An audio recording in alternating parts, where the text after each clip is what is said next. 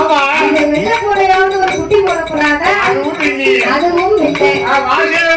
ஆரம்பத்தை வச்சேன் அதுவும் ஒரு குழந்தை விடல பக்கத்துக்காரி எல்லாரும் தண்ணிய ஊத்தான்னு சொல்லி நானும் வெண்ணி நல்லா கொதிக்க வச்சு குளிக்க ஊத்துறேன். தண்ணிய ஊத்துற நீ தண்ணிய ஊத்த வேண்டியதானே? நேரம் நமக்கு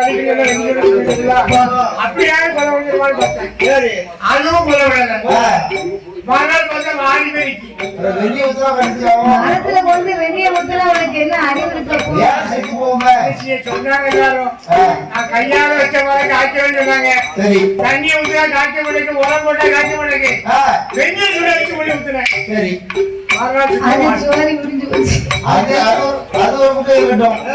என்னோட முருங்கை மரம் இருந்துச்சு, இப்படிதான் காய்க்க மாட்டேன்னு சொல்லிச்சு. சரி ஒரு காட்டேன் ஒரு முருங்கை மரம் வச்சிருக்கேன், ஏகப்பட்ட இடம் இருக்கு.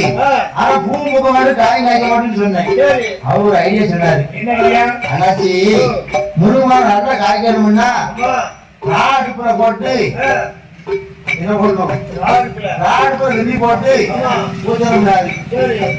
இவ்வளவுதானே. அவங்க நான் நேரம் என்ன செஞ்சு தெரியுமா, நேர குறும்பூர் போறேன். கடையா கேட்டேன், அண்ணாச்சி ராடுப்பு இருக்கா அப்படி கேட்கும்போது கடைதான் வெடிக்கா தெரியுமா, மூஞ்சி பாக்காரு பார்த்து நேர சிரிச்சுக்கிட்டு இல்ல இல்ல தம்பி அப்படிங்காரு.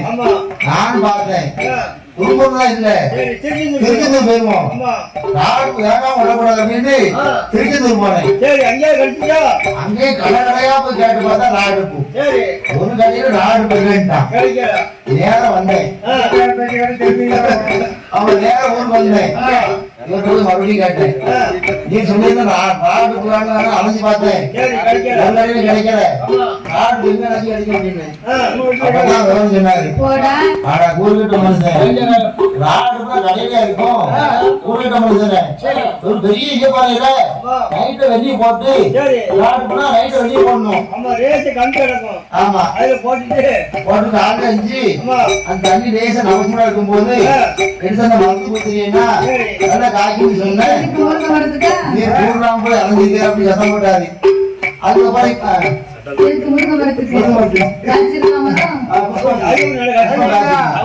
அதுக்கப்புறம் அதே மாதிரி எந்த காரியமும் விவரமா செய்யணும்.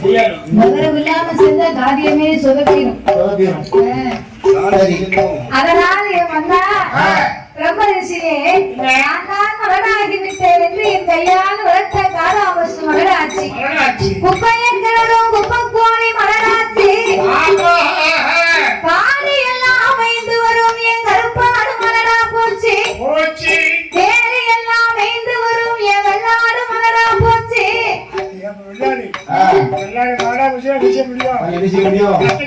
ஈரான கிராரி எருவமாடு மலரா போச்சு. நான் தான் மலரா போனேன், நான் தொட்டதெல்லாம் மலரா போகுமா?